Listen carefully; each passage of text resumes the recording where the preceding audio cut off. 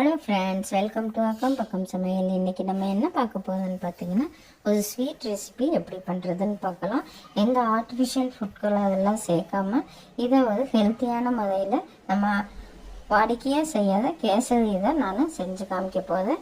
அதுக்கு ஒரு கப் ரவை எடுத்துக்கோங்க, ஒரு 1.5 கப் சீனி எடுத்துக்கோங்க. அதே கப்பில் தேங்காய் எண்ணெயும் நெய்யும் கலந்து எடுத்துக்கோங்க. அந்த நெய்யிலேருந்து ஒரு ஸ்பூன் கடாயில் சேர்த்தி முந்திரியும் திராட்சையும் நல்லா வறுத்து எடுத்துக்கோங்க. அதே கடாயில் நம்ம எடுத்து வச்சிருக்கிற ரவையும் சேர்த்து கலர் சேஞ்ச் ஆகிற அளவுக்கு சிம்மில் வச்சு நல்லா வறுத்துடுங்க. நம்ம ரவை நல்லா வறுக்கும் போது தான் கேசரி நல்லா பொலன்னு மணலாக வரும். இப்போ பாருங்கள், நல்லா கலர் சேஞ்ச் ஆகி நல்லா வறுபட்டுடுச்சு. இப்போ அது கூடயே நம்ம 3 கப் அளவுக்கு நல்லா கொதிக்க வச்சு சுடுதண்ணியை இதில் சேர்த்திக்கலாம்.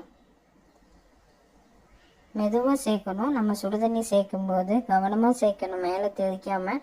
அடுத்தது பார்த்திங்கன்னா, நம்ம எடுத்து வச்சுருந்த சர்க்கரையை சேர்த்திக்கலாம். சர்க்கரை சேர்த்தோன்னே இலக்கமாக ஆரம்பிக்கும். அப்போ கிண்டி விட்டுட்டு நம்ம அதே நெய்யில் கொஞ்சம் கொஞ்சமாக ஊற்றி நம்ம கிளறி விட்டுக்கிட்டே இருக்கணும்.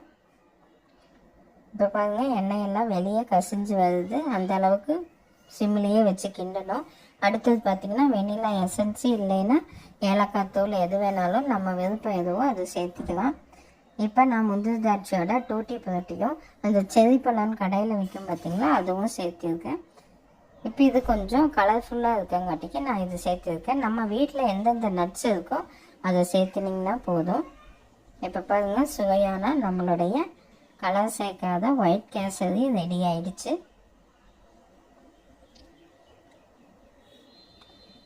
அவ்வளோதான்.